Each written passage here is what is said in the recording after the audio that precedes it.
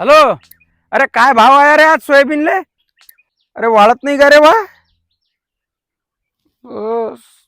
काय झालं? बस राजा, शेती काही परवडत नाही.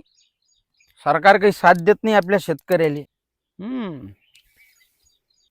हेच करा तुम्ही. पहिलेही सरकार जवळ रडले आणि आताही सरकार जवळ रडा. काय बोलून राहिला बे? हा, मला एक सांगा, आपला देश कृषीप्रधान आहे, पण आपल्या देशात सगळ्यात बेकार हालत जर कोणाची असेल ना तर ते शेतकऱ्याची आहे.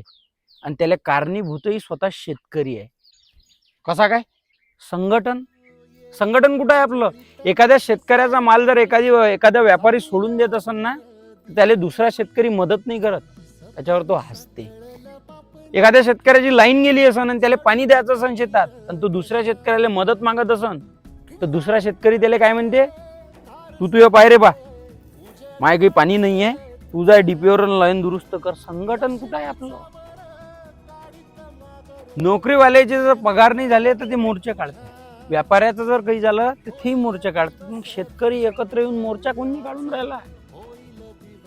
शेतकरी ज्या दिवशी एकत्र होईन ना, त्या दिवशी पहा कसा भाव भेटते.